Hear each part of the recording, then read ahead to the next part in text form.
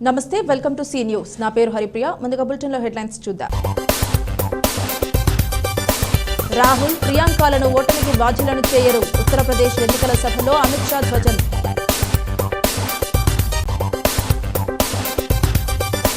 అంగరంగ వైభవంగా సుదర్శన హోమం ఘనంగా కళ్యాణ వెంకటేశ్వర స్వామి వారి బ్రహ్మోత్సవాలు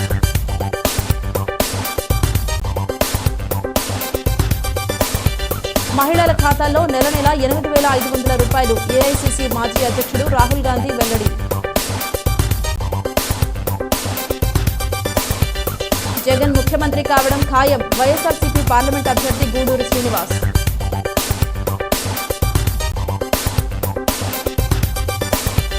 కౌంటింగ్ తర్వాత ఈవీఎంలు జాగ్రత్తగా భద్రపరచాలి ఎఫ్సీఐ గోడౌన్ను సందర్శించిన కలెక్టర్ మాధవీలత లోక్సభ ఎన్నికల ఫలితాల వెల్లడి తర్వాత అఖిల భారత కాంగ్రెస్ కమిటీ అధ్యక్షుడు మల్లికార్జున ఖర్గే తన పదవిని వదులుకోవాల్సి వస్తుందని రాహుల్ గాంధీ ప్రియాంక గాంధీలను మాత్రం ఓటమికి బాధ్యులను చేయరని కేంద్ర హోంమంత్రి అమిత్ షా ఉత్తరప్రదేశ్లో జరిగిన ఎన్నికల సభలో ధ్వజమెత్తారు ఈవీఎంల వల్లే ఓడిపోయామంటూ రాహుల్ పరివారం ఓ మీడియా సమావేశం కూడా నిర్వహిస్తుందని జోస్యం చెప్పారు యూపీలోని కుషీనగర్ బలియా చందౌలి ఎన్నికల సభల్లో అమిత్ షా మాట్లాడారు మొదటి 5 దశల పోలింగ్ సమాచారం నా వద్ద ఉంది ప్రధాని మోదీ ఇప్పటికే 310 స్థానాలు అధిగమించారు రాహుల్కు 40 అఖిలేష్కు 4కు మించి రావు తన పరిపాలనా కాలంలో మోదీ ఒక్కరోజు కూడా సెలవు తీసుకోలేదు ప్రతి 6 నెలలకోసారి థాయిలాండ్ విహారానికి వెళ్లే రాహుల్ పూర్వాంచల్ ప్రాంత వేడిని తట్టుకోలేరు అన్నారు ఇద్దరు యువరాజులు 12 లక్షల కోట్ల అవినీతికి పాల్పడ్డారని మోదీ హయాంలో 25 పైసల అవినీతి కూడా లేదన్నారు సహారా నిధులతో అఖిలేష్ పార్టీ నడిచేదని వారి హయాంలోనే ఆ కుంభకోణం జరిగిందని తెలిపారు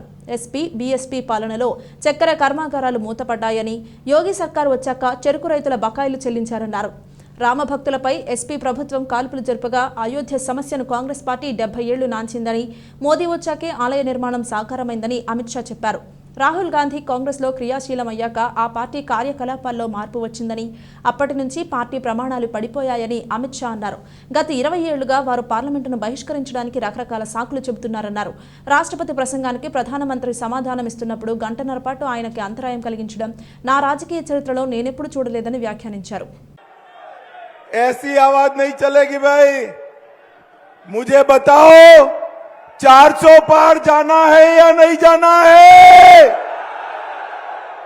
मोदी जी को फिर से प्रधानमंत्री बनाना है या नहीं बनाना है पांडे जी को फिर से सांसद बनाकर मंत्री बनाना है या नहीं बनाना है तो ऐसी आवाज नहीं चलती चंदौली वालों दोनों हाथ ऊपर उठाइए उठाइए दोनों हाथ ऊपर विजय के संकल्प की मुट्ठी भींच कर बोलिए जय श्री राम जय जय श्री राम भाई ये बीच में कॉरिडोर है पुलिस वाले हमारी जनता को बीच में आने दो जरा कॉरिडोर खोल दो पीछे से ये बीच में जो कॉरिडोर है ना लोगों को आ जाने दो जरा सारे लोग बीच में आ जाए जरा कौन है वहां व्यवस्था में देखो भाई सारे लोगों को अंदर ले लो पुलिस वाले जरा रेलिंग के आसपास चले जाए आगे तक आ जाइए बहनों हैं ये आगे बहनें सारी आगे आ जाए बोलो भारत माता की वंदे वंदे आज की इस विशाल सभा में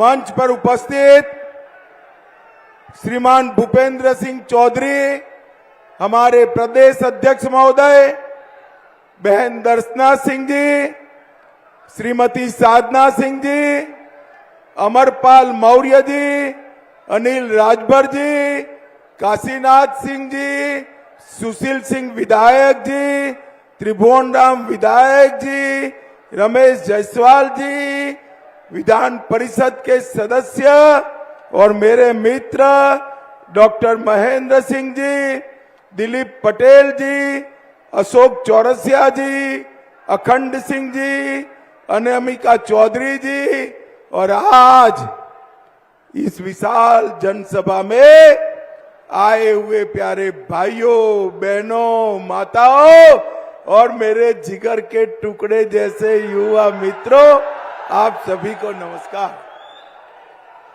भाइयों बहनों, सबसे पहले बाबा किनारी राम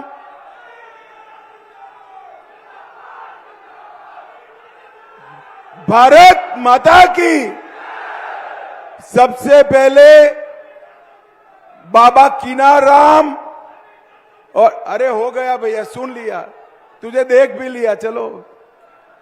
बाबा किनाराम और महाराज सुहेल देव को याद कर कर मेरी बात की शुरुआत करना चाहता हूं। बाबा विश्वनाथ संकट मोचन मंदिर और बाबा किनाराम के आश्रम की इस भूमि को प्रणाम कर రాజమహేంద్రవరం జమీందారు మెట్టపై నారాయణాద్రి, అంజనాద్రి, శేషాద్రి అపార్ట్మెంట్స్ ప్రాంగణంలో వెంచేసి ఉన్న శ్రీ భూనీళ సమేత శ్రీ కళ్యాణ వెంకటేశ్వర స్వామి వారి నవమి వార్షిక బ్రహ్మోత్సవాలు అంగరంగ వైభవంగా జరుగుతున్నాయి. ఏపీఐఏసీ మాజీ చైర్మన్ శ్రీకాకోళ్లపు శివరామ సుబ్రహ్మణ్యం, మీనాక్షి దంపతుల చేతుల మీదుగా సుదర్శన హోమం జరిగింది. బుధవారం ఉదయం నుంచి శ్రీ భూనీళ సమేత శ్రీ కళ్యాణ వెంకటేశ్వర స్వామికి ప్రత్యేక పూజలు, అభిషేకాలు భక్తి శ్రద్ధలతో జరిగాయి. అనంతరం ఉదయం 8 గంటల నుంచి శివరామ సుబ్రహ్మణ్యం, మీనాక్షి దంపతుల చేతుల మీదుగా సుదర్శన హోమం ప్రారంభించారు. వేద మంత్రాలతో నాసా ప్రాంగణం మారుమోగింది. లోక కళ్యాణార్థం అందరి క్షేమాన్ని కాంక్షిస్తూ నాసా అసోసియేషన్ ఆధ్వర్యంలో శ్రీ కళ్యాణ వెంకటేశ్వర స్వామి సన్నిధిలో ఈ హోమాన్ని నిర్వహించారు. భక్తులు భారీగా తరలివచ్చి స్వామివారిని దర్శించుకున్నారు. అనంతరం మహాపూర్ణాహుతి జరిగింది. భక్తులకు తీర్థ ప్రసాద వితరణ చేశారు. శివరామ సుబ్రహ్మణ్యం మాట్లాడుతూ కళ్యాణ వెంకటేశ్వర స్వామి కరుణ కృపా కటాక్షాలు ప్రజలందరిపైన ఉండాలని ప్రార్థించామన్నారు. ప్రతి ఏటా శ్రీ త్రిదండి శ్రీమన్నారాయణ రామానుజ జీయర్ స్వామి, శ్రీ త్రిదండి అహోబిల రామానుజ జీయర్ స్వామి వార్ల మంగళ శాసనాలతో స్వామివారి కళ్యాణ మహోత్సవాలను అంగరంగ వైభవంగా నిర్వహించడం ఆనవాయితీగా వస్తోందన్నారు. ప్రజలందరూ స్వామివారిని దర్శించుకుని తీర్థ ప్రసాదాలు స్వీకరించాలని విజ్ఞప్తి చేశారు. నగర ప్రముఖుడు నండూరి సుబ్బారావు, పలువురు నాయకులు స్వామివారిని దర్శించుకున్నారు. అష్టౌ నవ దశ ఏకాదశ ద్వాదశ ఓం సప్తతే అగ్నే సమిద సప్త జిహ్వా సప్త రజయ సప్తధామ ప్రియాణి సప్తహోత్ర సప్తధాత్వాయం విసప్తయో నీలాపణస్త కృతేన ఇదం విష్ణుర్విచక్ర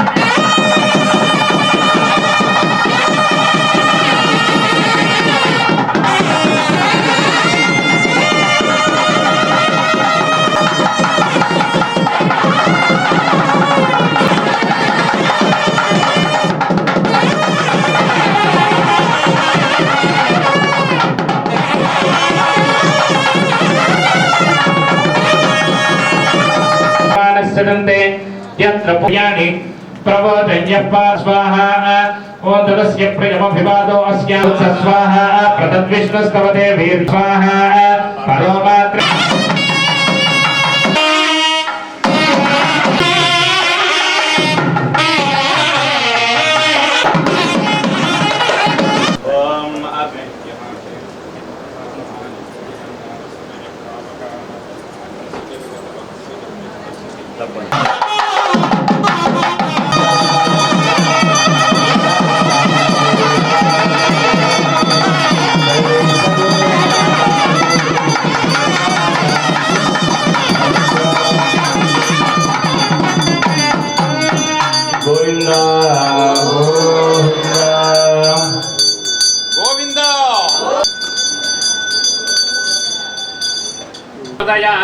ओम महादेव्यै च ओम निरंजन ओम उर्वीधराज विद्महे महानागाय धीमहि तन्नः धीमहि गरुड प्रचोदयात् ओम सुदर्शनाय विभोस्तु तथास्तु स्वाहा प्रमदः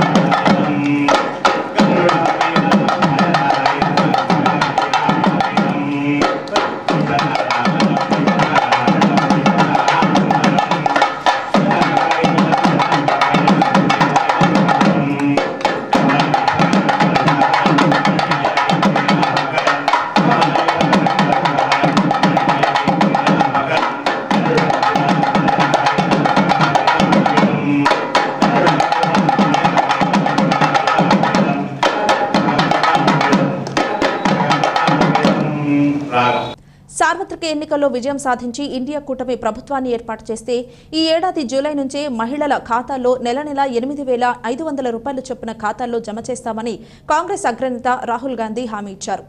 ఫలితంగా ప్రతి కుటుంబ ఆర్థిక పరిస్థితి మెరుగవుతుందని రాహుల్ పేర్కొన్నారు. మహిళలకు అందించే ఈ వార్షిక ఆర్థిక సహాయం తొలుత 1,00,000 రూపాయలుగా ఉంటుందని, తర్వాత దాన్ని 2 లక్షల రూపాయలకు పెంచే అవకాశాలు ఉన్నాయని వ్యాఖ్యానించారు.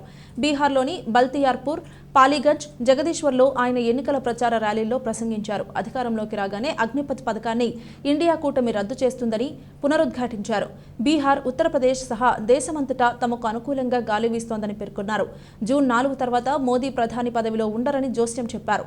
తనను దేవుడే భూమిపైకి పంపించాడంటూ ప్రధాని వ్యాఖ్యానించడాన్ని రాహుల్ ఎద్దేవా చేశారు.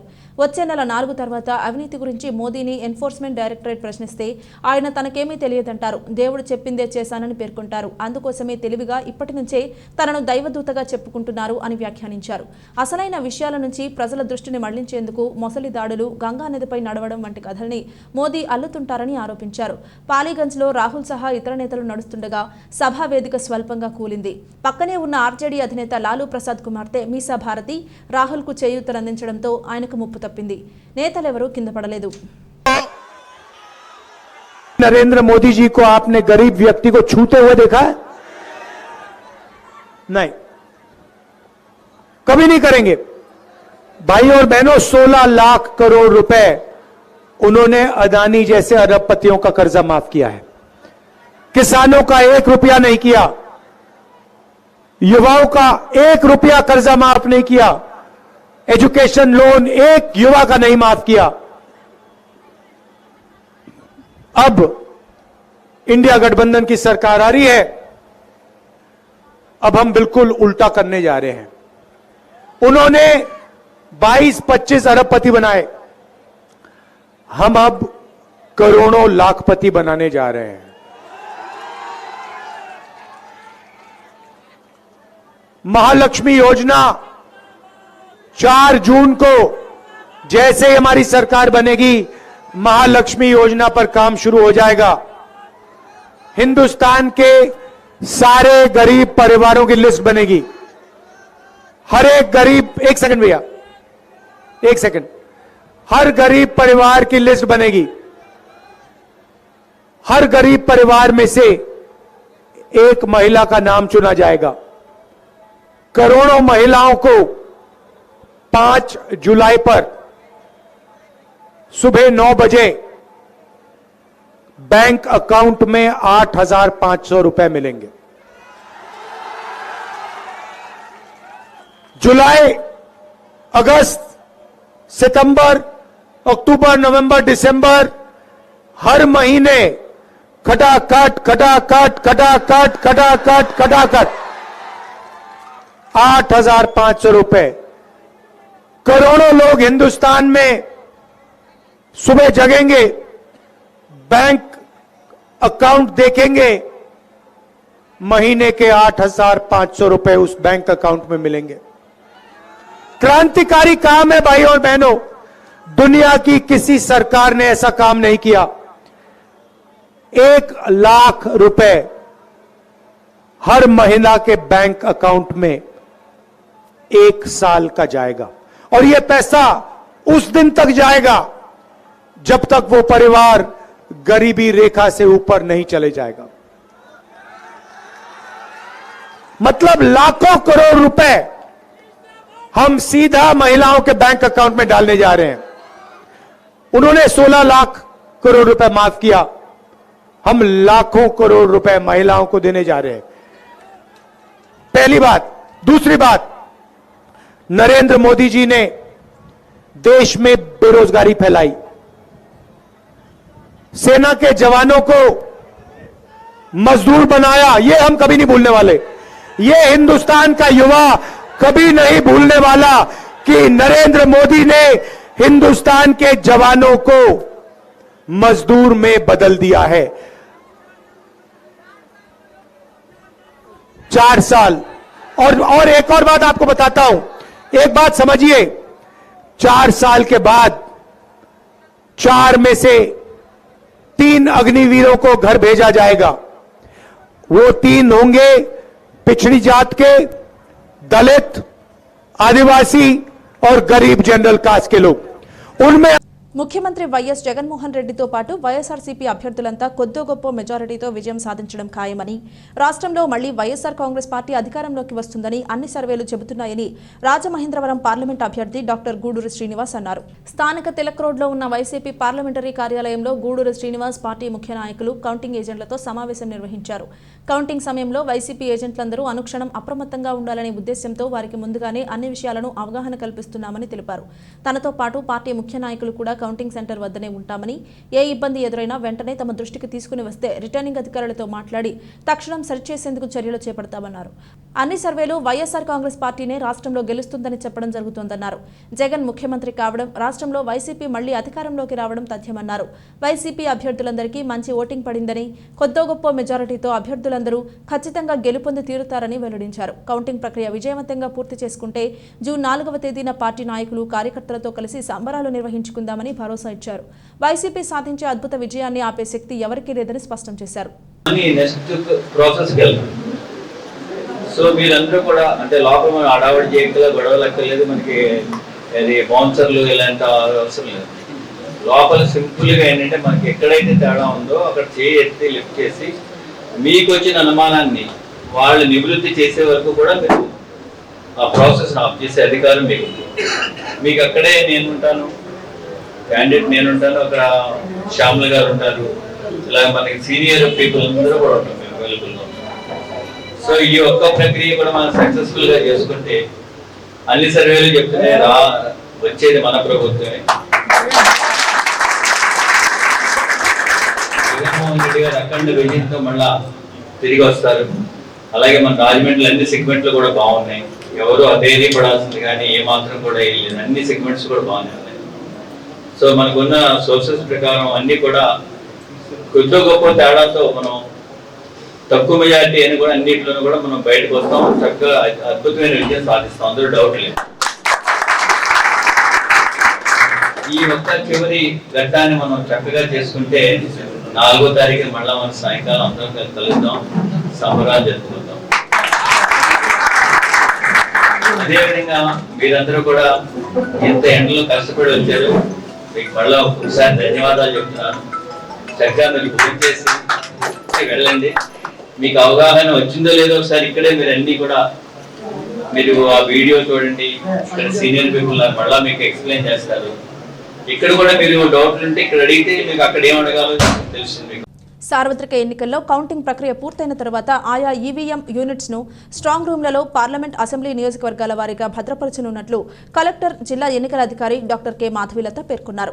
స్థానిక ఎఫ్సీఐ గోడౌన్లో ఉన్న ఈవీఎం గోడౌన్ సందర్శించి తగిన జాగ్రత్తలు తెలియజేశారు. ఈ సందర్భంగా కలెక్టర్ మాధవీలత మాట్లాడుతూ ఈవీఎం గోడౌన్ నుంచి సార్వత్రిక ఎన్నికల నేపథ్యంలో ఈవీఎం యూనిట్స్ ను అసెంబ్లీ నియోజకవర్గాల పరిధిలో ఏర్పాటు చేసిన తాత్కాలిక స్ట్రాంగ్ రూమ్లకు తరలింపు చేయడం జరిగిందన్నారు. ఏప్రిల్ 12వ తేదీన పార్లమెంటు నియోజకవర్గాలకు చెందిన, ఏప్రిల్ 13వ తేదీన అసెంబ్లీ నియోజకవర్గాలకు చెందిన ఈవీఎం యూనిట్లను అత్యంత భద్రత మధ్య పోలింగ్ కోసం పంపడం జరిగిందన్నారు. కౌంటింగ్ ప్రక్రియ పూర్తయిన తర్వాత ఎన్నికల కమిషన్ నిర్దేశించిన మార్గదర్శకాల మేరకు తిరిగి ఆయా యూనిట్స్ సురక్షితంగా ఈవీఎం గోడౌన్కు తరలిస్తామని తెలిపారు. పార్లమెంటు, అసెంబ్లీ సెగ్మెంట్ వారీగా వాటికి కేటాయించిన గదుల్లో భద్రపరచుటకు ఏర్పాట్లు చేయాలన్నారు. అందుకు అనుగుణంగా పార్టిషన్ పనులు త్వరితగతిన పూర్తి చేయాలని పేర్కొన్నారు. కలెక్టర్ వెంట ఈవీఎం నోడల్ అధికారి ఆర్డీఓ ఏ చైత్రవర్షిని, ఆర్ఎండ్బి జిల్లా అధికారి SBV Reddy, DE BB Madhusudan తదితరులు పాల్గొన్నారు.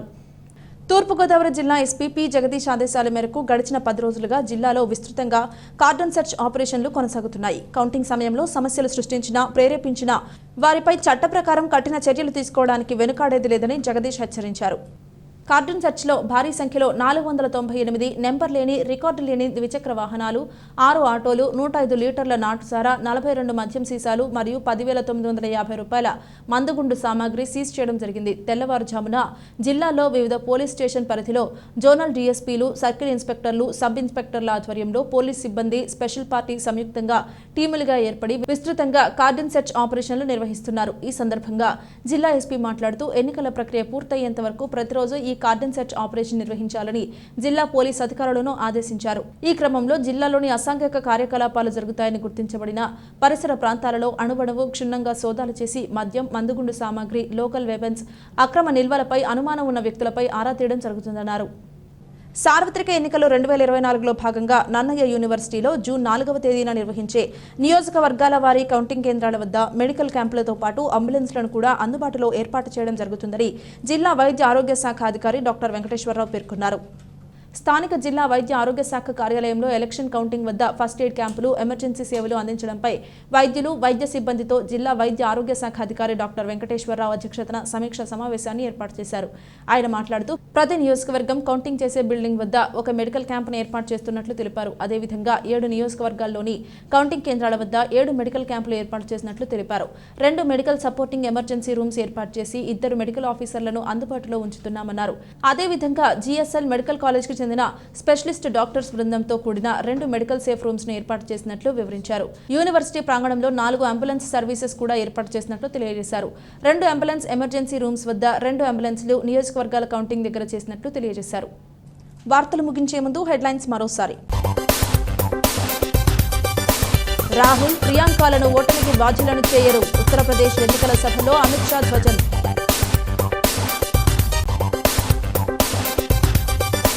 అంగరంగ వైభవంగా సుదర్శన హోమం, ఘనంగా కళ్యాణ వెంకటేశ్వర స్వామి వారి బ్రహ్మోత్సవాలు.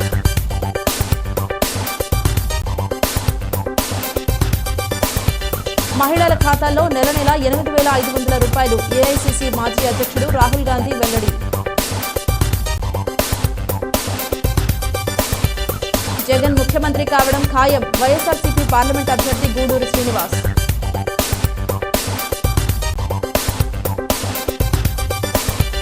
కౌంటింగ్ తర్వాత ఈవీఎంలు జాగ్రత్తగా భద్రపరచాలి. ఎఫ్సీఐ గోడౌన్ను సందర్శించిన కలెక్టర్ మాధవీలత. ఇది వాల్ట్ బులెటిన్. మరొక బులెటిన్లో మళ్ళీ కలుద్దాం. అంతవరకు సెలవు. నమస్కారం.